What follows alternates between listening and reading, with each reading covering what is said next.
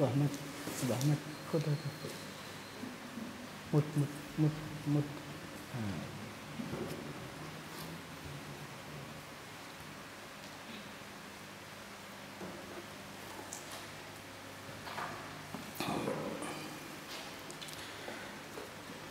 Assalamualaikum warahmatullahi wabarakatuh.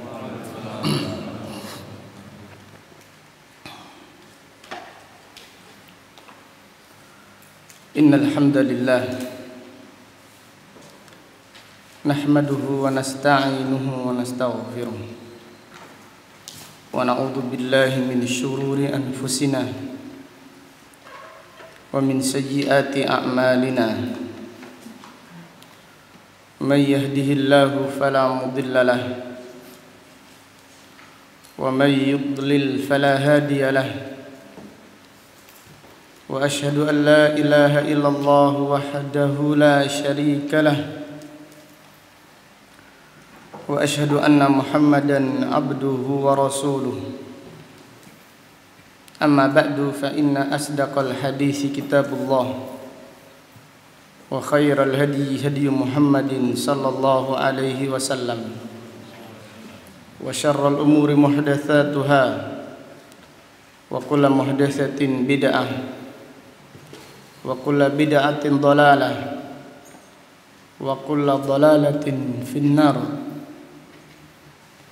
Alhamdulillah, pada pagi yang berbahagia ini,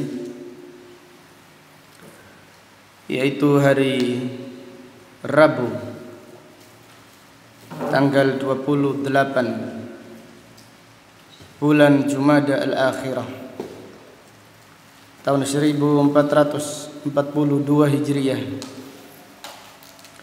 dengan izin Allah Subhanahu wa taala kita melanjutkan kembali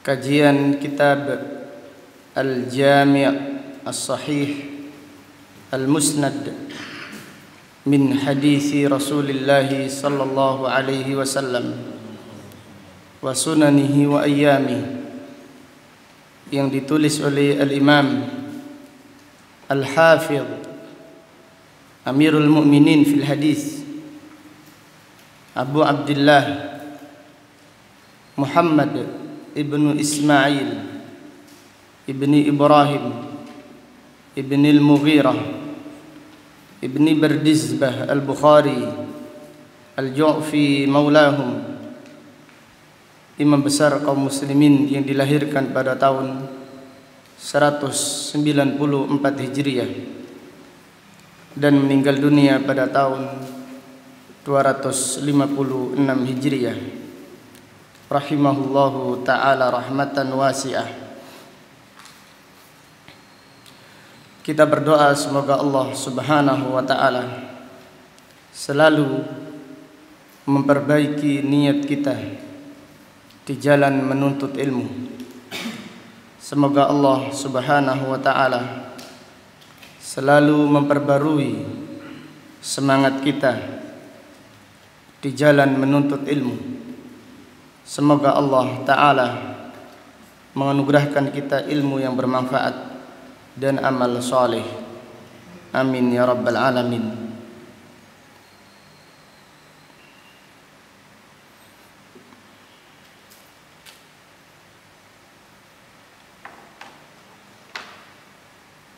Qala al-Bukhari rahimahullah,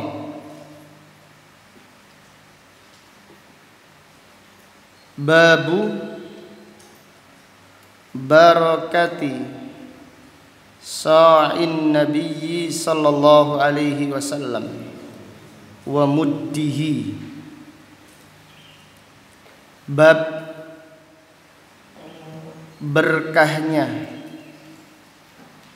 sa' nabawi, itu takaran Ahlul Madinah,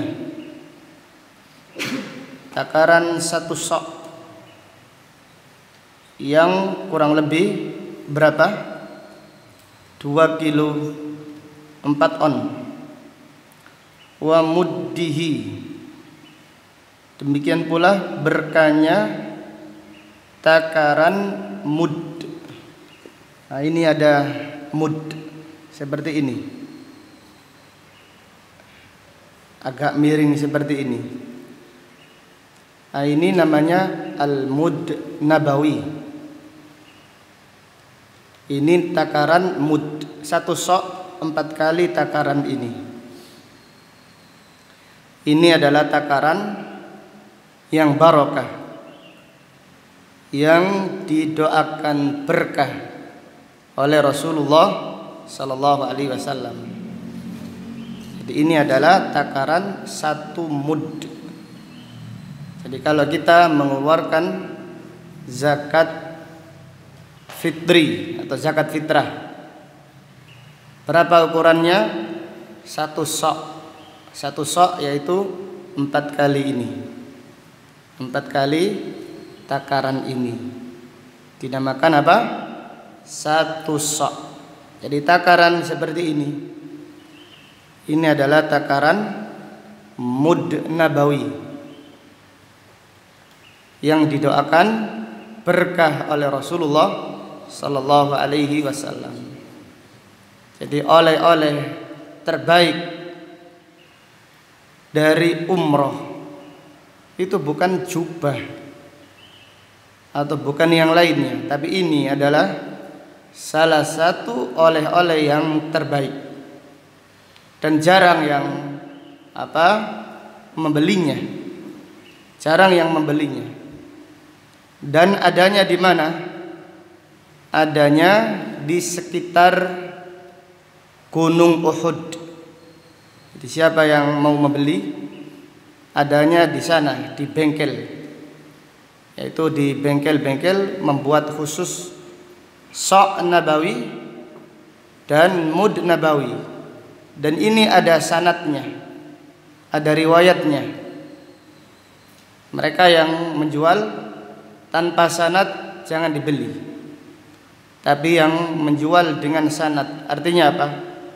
Mereka membuat seperti ini, kemudian dibawa ke Universitas Islam Al-Islamiyah yang ada di Madinah.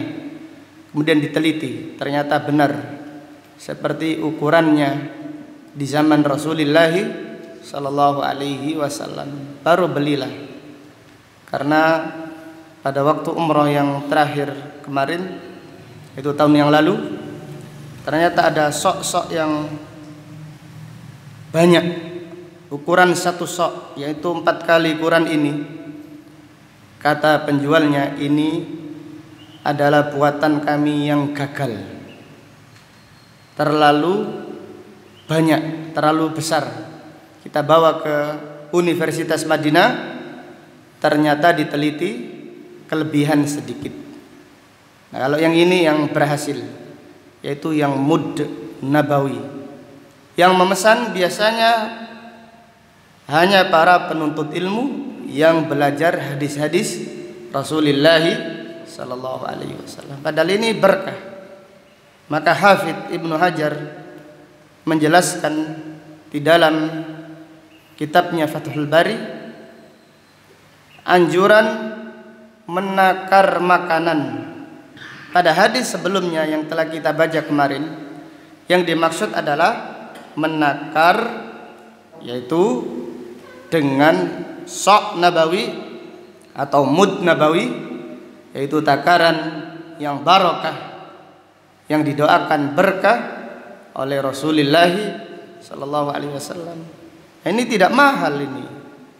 Tidak mahal ini, harganya berapa ini? Harganya 8 real ini. 10 real tidak sampai. Tidak mahal. Jadi harganya tidak mahal. Namun banyak kaum muslimin yang tidak tahu. Padahal Imam Bukhari menjelaskan di dalam babnya, bab barokatu, bab berkahnya sok an-nabi sallallahu alaihi wasallam wa muddihi, bab berkahnya sok nabawi. Jadi sok ini 4 kali ini. 4 kali ini adalah 1 sok. Demikian pula berkahnya mud nabawi ini 1 mud. Jadi kalau kita punya seperti ini, mau ngambil beras, ambillah, baca bismillah. Bismillah. Baru diletakkan di panci untuk dimasak. Atau kalau kita menjual beras, menjual gula seperti Cak Hasan, pakai takaran ini, bismillah. Takaran ditakar. Insya Allah didoakan berkah oleh siapa tadi? Nabi Shallallahu Alaihi Wasallam. Allahu Akbar. Padahal ini tidak mahal. Mungkin kalau naik mungkin 10 real atau berapa. Ini 8 real ini berapa? 20.000 atau tidak sampai. Dan di sekitar seperti itu, apa yang mahal? Jadi yang mahal perjalanannya ke sana. Jadi adanya di sekitar Uhud. Lebih detail lagi, tanyakan bengkel pembuat sok nabawi atau pembuat mud nabawi, dan mereka tidak main-main, punya sanad. Artinya apa? Jadi bengkel ada banyak, tetapi ada beberapa bengkel yang pedomannya yaitu mengamalkan sunnah, sehingga mereka kalau membuat ini sudah jadi berapa, dibawa ke Universitas Al-Islamiyah. Di sana ada bagian khusus meneliti. Kalau gagal dikatakan gagal. Ini gagal, tidak boleh dijual. Kalau dijual tidak apa-apa, tapi jelaskan ini adalah ukuran yang kurang sesuai sunnah. Demikian faedah tambahan di dalam pengajian ini. Fihi an Aisyah radhiyallahu anha anin nabiyyi sallallahu alaihi wasallam. Di dalam hal ini yaitu berkahnya sok nabawi ataupun mud nabawi, hadisnya diriwayatkan oleh Aisyah radhiyallahu anha dari Nabi sallallahu alaihi wasallam.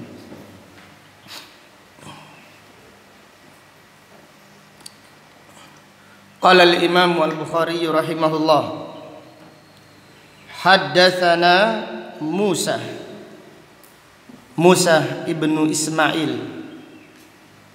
Abu Salamah At-Tabuzaki Al-Minqari, imamun hafid. Ia meninggal dunia pada tahun 223 Hijriah.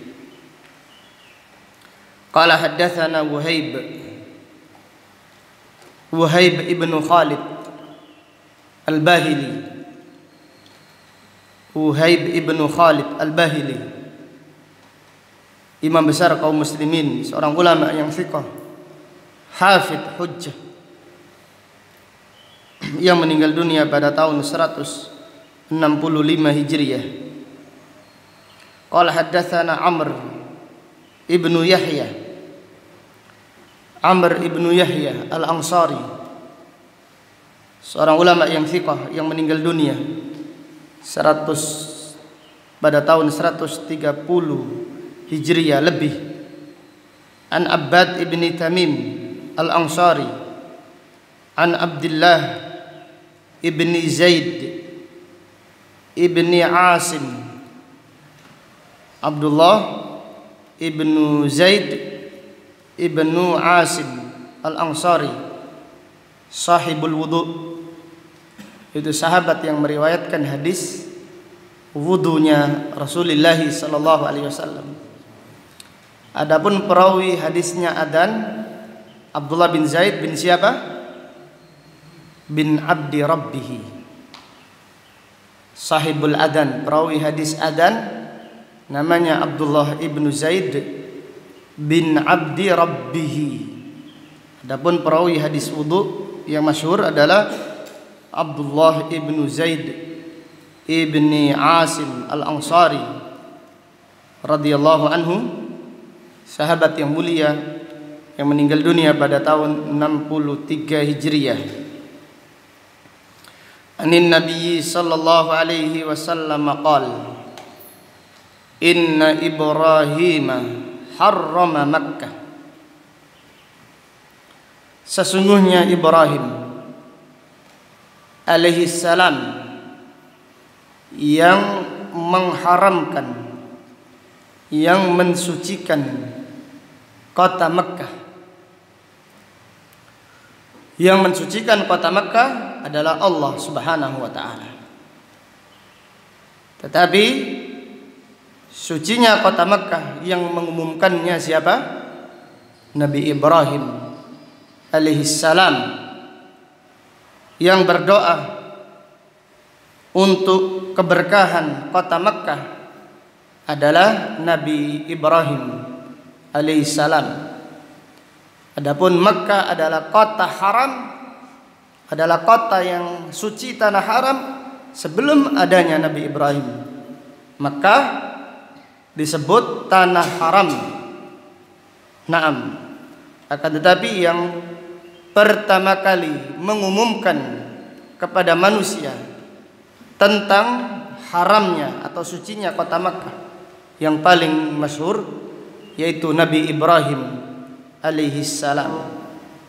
Maka Nabi sallallahu alaihi wasallam bersabda, "Inna Ibrahim harrama Makkah wa da'a laha."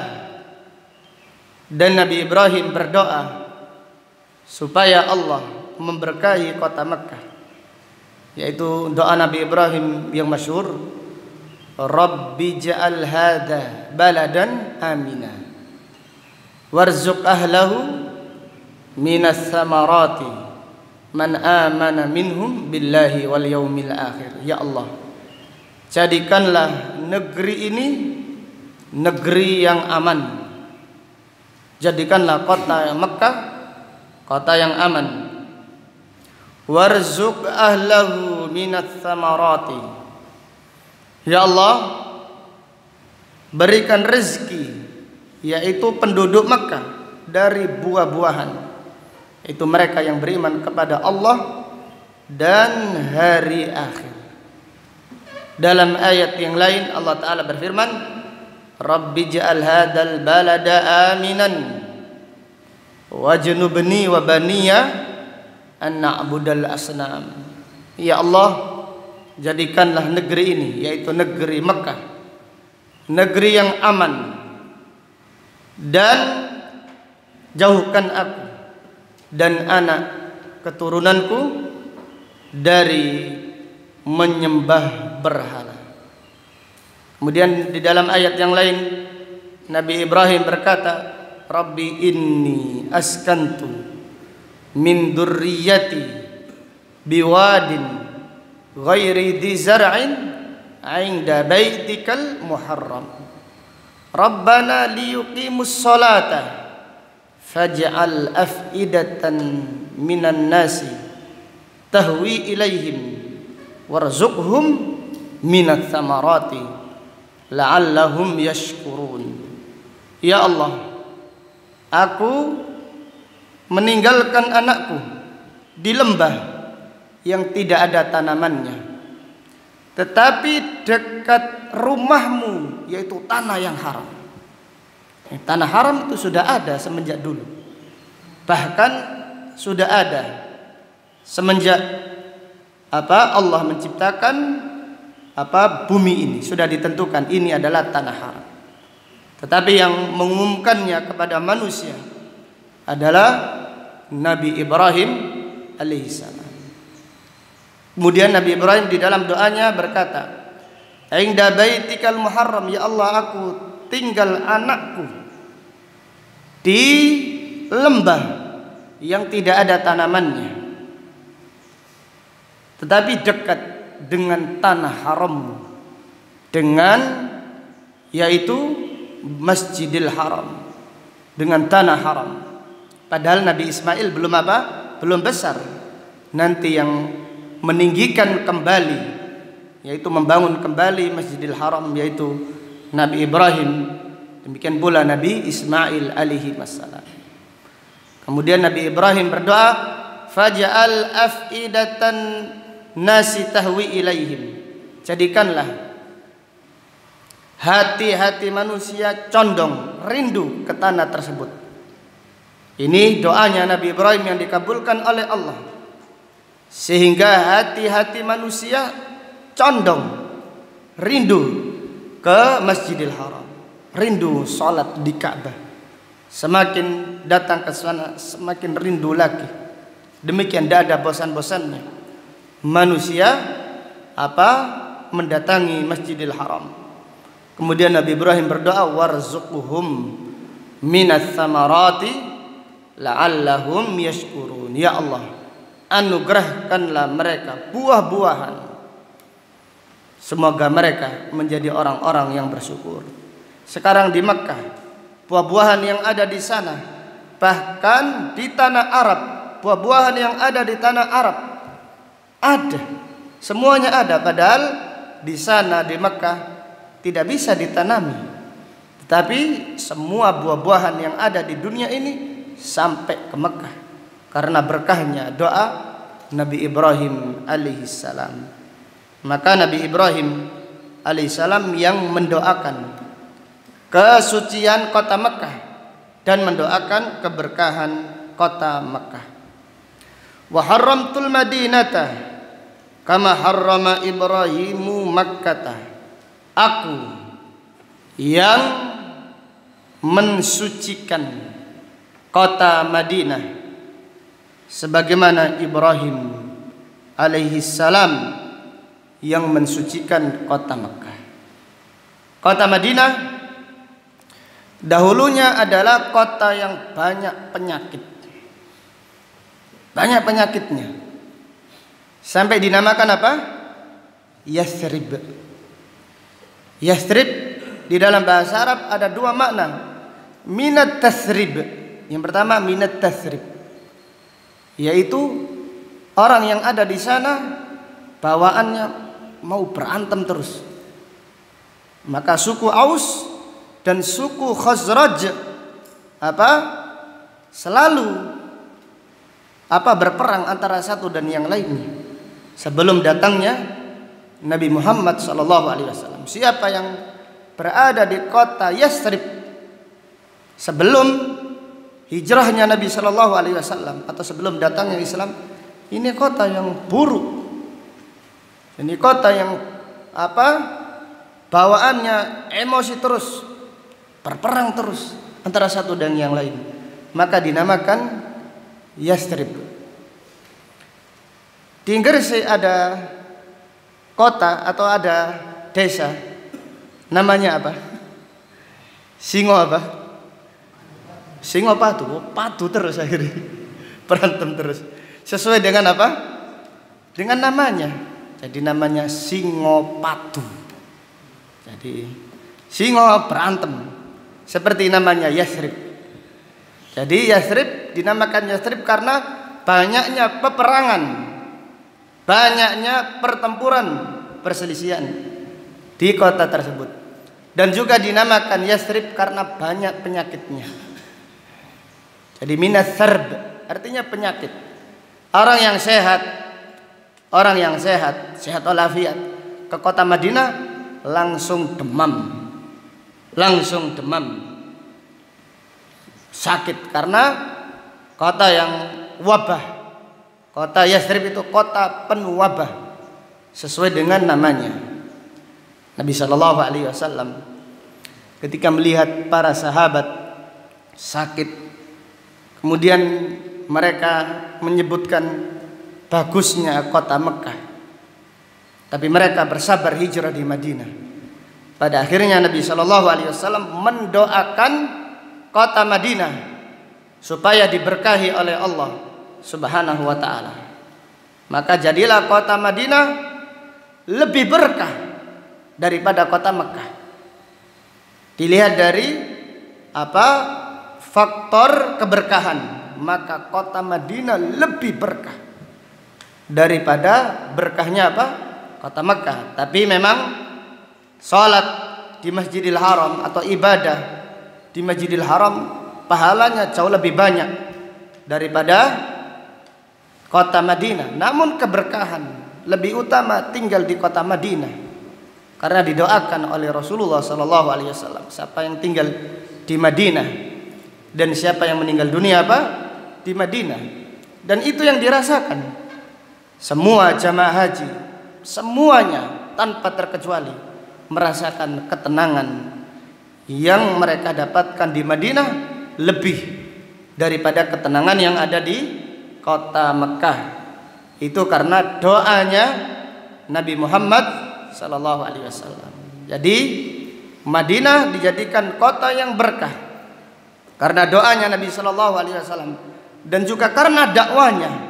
Jangan dilupakan, karena doanya dan juga karena dakwah, yaitu dakwah Al-Quran dan dakwah sunnah Rasulullah sallallahu alaihi wasallam. Dan beliau berdoa, yaitu agar penyakit yang ada di kota Mekah dipindahkan oleh Allah ke kota mana? Siapa yang ingat? Juhfah.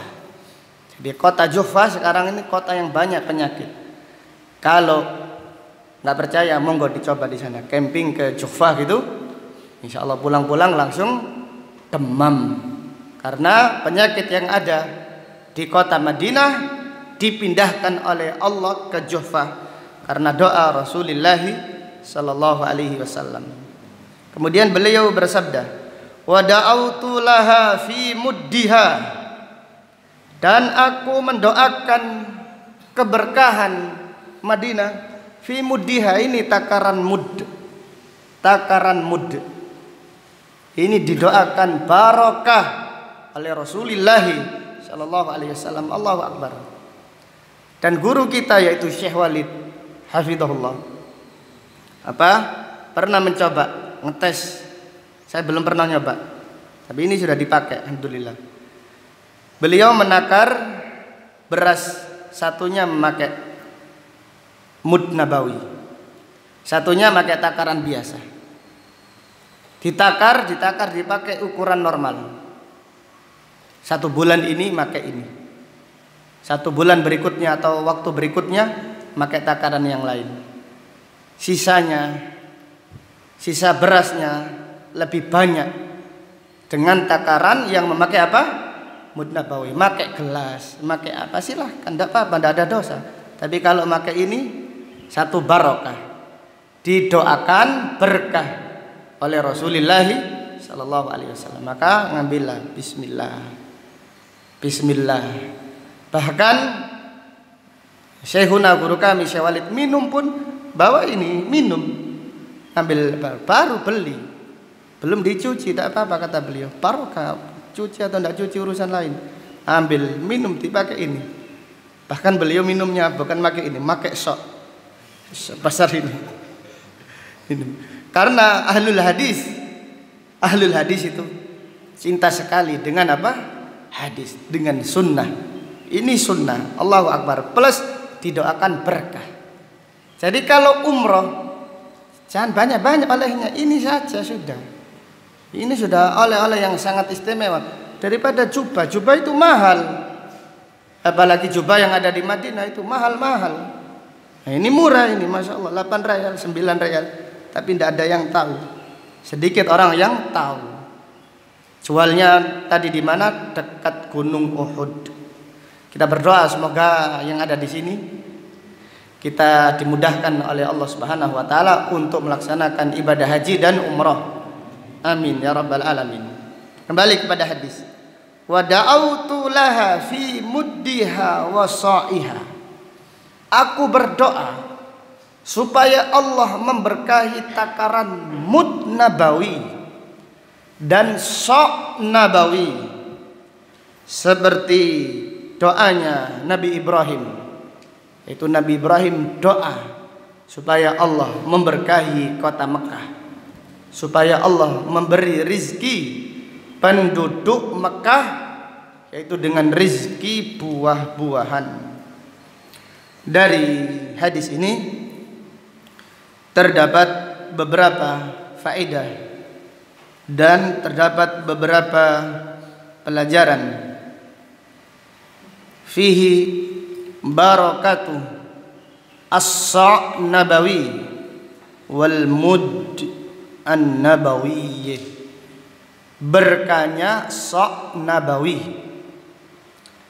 dan mud nabawi. Para ulama menjelaskan keberkahan diambil bukan sekedar ukurannya. Ya ini sekitar berapa liter ini, atau sekitar berapa kilo. Kemungkinan setengah kilo. Enggak itu. Jadi setengah kilo kemudian kita membuat ukuran apapun, kotak atau enggak kotak, atau lonjong seperti ini atau kotak. Keberkahan diambil bukan dari ukurannya, tetapi diambil dari ukuran plus bentuknya yang seperti ini. Maka mereka sampai punya sanad. Sanadnya kayak sanad meneliti hadis. Jadi sanadnya sampai kepada Rasulullah sallallahu alaihi wasallam, sampai zamannya para sahabat. Jadi ada sanadnya ditempel di bengkelnya ini, menjual. Jadi mereka bukan sekedar menjual, tetapi ingin mempertahankan sunnah Rasulullah sallallahu alaihi wasallam. Jadi kalau mereka menjual, bisa jadi ini dijual dengan harga dibentuk yang bagus, kemudian dijual dengan harga yang mahal. 9 real itu berapa sih? 30.000. 8 real ini 30.000. Ini kalau dijual, mungkin di Indonesia ada yang tahu hadis seperti ini. Apalagi mereka yang suka-suka jejaknya Nabi Shallallahu Alaihi Wasallam, akan dijual dengan harga yang mahal. Jelas ya, tapi ini tidak mahal. Kenapa? Karena mereka mengatakan kita ingin mempertahankan, yaitu menghidupkan sunnah Rasulullah Shallallahu Alaihi Wasallam. Maka kita tidak main-main, ada penelitinya, yaitu ulama yang punya sanad di universitas Al-Islamiyah. Sehingga saya menyaksikan sendiri banyak, yaitu sok-sok yang gagal. Jelaskan kalau mau itu sok kami, tetapi gagal. Jadi ada kelebihan sedikit atau ada kurangnya sedikit, ketika itu tidak dijual, tidak ada yang membeli. Kemudian faedah berikutnya dari hadis ini, terdapat pelajaran fihi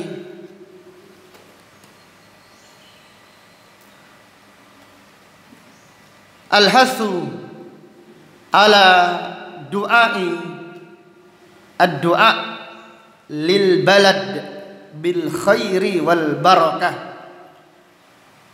Dianjurkan mendoakan negeri supaya Allah memberikan kebaikan dan keberkahan. Itu manhajnya para salaf. Itu manhajnya para nabi dan para rasul. Jadi ketika ada peristiwa yang terjadi di negeri kita ini, tetap jangan hilang manhaj kita. Emosi boleh ketika melihat kezaliman, ketika melihat kemungkaran, kita marah karena Allah. Melihat kezaliman kita tidak ridha, ini wajar, tabiat. Ini tanda-tanda iman karena kita tidak ridha dengan kezaliman. Namun tetap kita mendoakan kebaikan untuk pemimpin. Kita mendoakan kebaikan untuk negeri yang kita cintai. Kita mendoakan berkah untuk negeri yang kita cintai. Maka lihatlah doanya Nabi Muhammad SAW. Lihatlah doanya Nabi Ibrahim alaihissalam. Dan setiap kali kita memasuki awal bulan Hijriah, apa yang diajarkan? Apa sunnahnya? Allahumma ahillahu alaina bil amni wal iman was salamati wal islam. Ya Allah, munculkan hilal, terbitkanlah hilal untuk kami dalam keadaan aman, dalam keadaan iman, dalam keadaan selamat, dan dalam keadaan Islam. Ini sunnah, ini manhaj, ini jalannya para nabi, ini jalannya para salafus saleh. Maka Al-Imam Al-Barbahari rahimahullah berkata, idza ra'aita rajulan yad'u lis-sultan fa'lam annahu sahibus sunnah. Jika engkau melihat seseorang yang mendoakan kebaikan untuk pemimpinnya, walaupun pemimpinnya zalim, padahal dia tidak suka, tapi dia karena perintah Allah tetap mendoakan kebaikan. Yaitu mendoakan kebaikan untuk pemimpin, untuk penguasa kaum muslimin. Jangan kebencian kita karena kita benci karena banyaknya kemungkaran yang terjadi sehingga kita mendoakan laknat, kita mendoakan hancur negeri kita. Ini bukan manhajnya para salaf. Maka Imam Barbahari berkata, "Idza ra'aita rajulan yad'u wala sultan, fa'lam annahu sahibul bid'ati wal hawa." Jika engkau melihat seseorang mendoakan keburukan untuk pemimpinnya, mendoakan kehancuran untuk negerinya, maka ingatlah orang tersebut adalah ahlul bid'ah dan pengikut hawa nafsu, bukan pengikut sunnah, walaupun ngaku-ngaku apa? Sunnah. Jadi kalau kita melihat kezaliman, kita tidak ridho. Kita tidak ridho adanya pembunuhan, adanya pembantaian, kita tidak ridho. Namun bukan itu menjadi alasan kita untuk tidak taat kepada pemimpin, kepada penguasa kaum muslimin. Kenapa? Karena penguasa yang baik adalah anugerah dari Allah supaya kita bersyukur, dan penguasa yang zalim dikarenakan dosa-dosa kita dan ujian dari Allah supaya apa? Kita bersabar. Demikian pernyataan Al-Basri. Penguasa yang baik itu anugerah dari Allah, bersyukurlah. Penguasa yang zalim adalah ujian dari Allah, bersabarlah, tetap jangan hilangkan prinsip kita.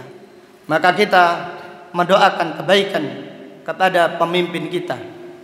Kita berdoa, ya Allah, berikanlah petunjuk kepada presiden kita, kepada pemimpin kita, kepada orang-orang yang diberi amanah untuk memimpin negeri ini. Berilah petunjuk kepada jalan yang baik. Pilihlah teman-teman atau pembantu-pembantu mereka, yaitu pembantu-pembantu pemimpin kita, pemimpin yang baik, pembantu yang baik.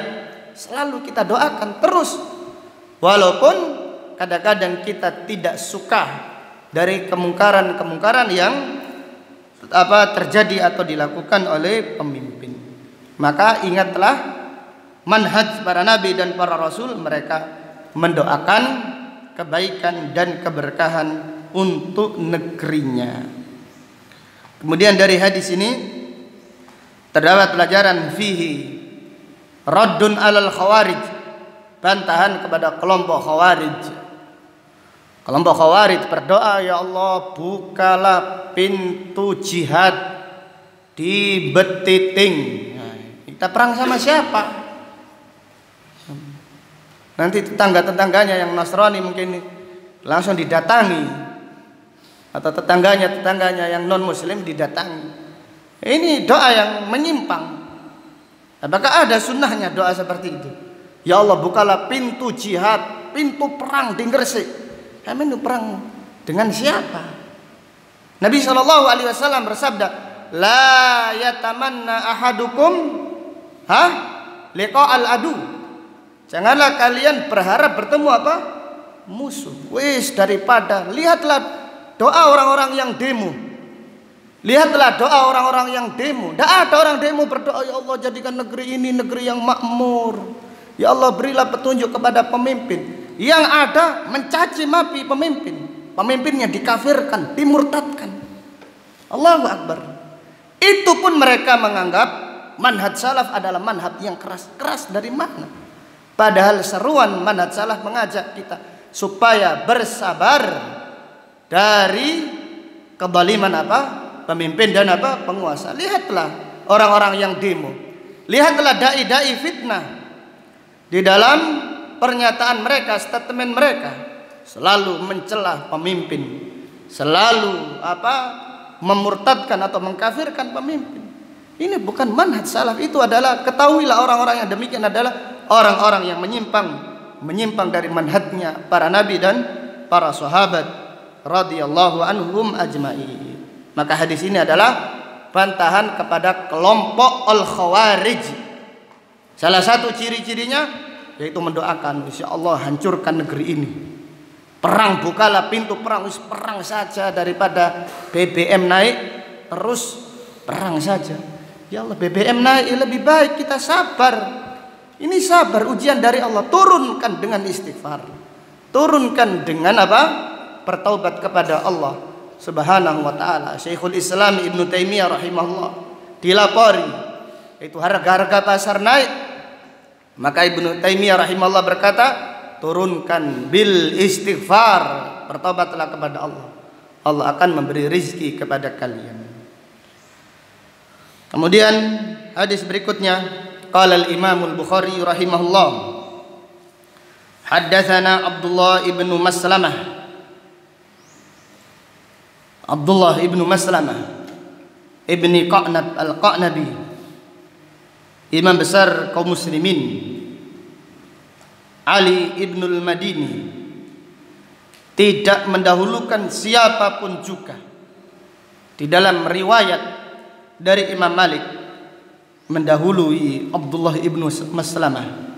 Bahkan para ulama lebih mendahulukan Abdullah ibnu Maslamah daripada Abdullah ibnu Yusuf At-Tinnisi, dan keduanya adalah imam besar kaum muslimin. Abdullah ibnu Maslamah murid Imam Malik yang paling senior.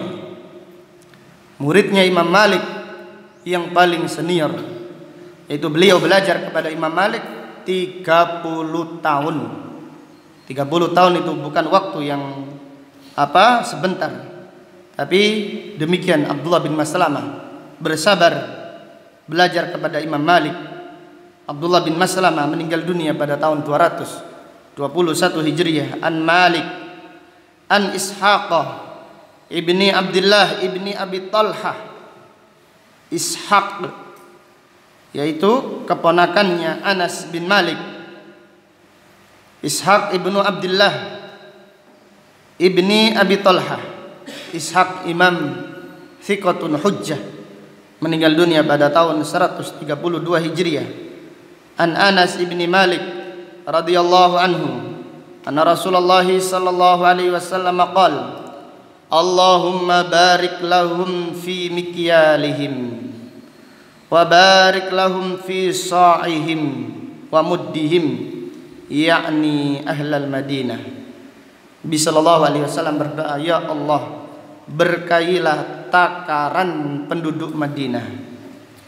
Ya Allah, berkailah takaran penduduk Madinah fi sa'ihim, yaitu sa' nabawi, wa muddihim, yaitu mud nabawi, yakni ahlal Madinah, yaitu sa' dan mudnya penduduk Madinah. Maka sekali lagi, apabila kita diberi kemudahan untuk umrah, jangan lupa oleh-oleh yang paling istimewa, yaitu oleh-oleh yang didoakan barokah oleh Rasulullah sallallahu alaihi wasallam, yaitu sa' nabawi dan al-mud nabawi.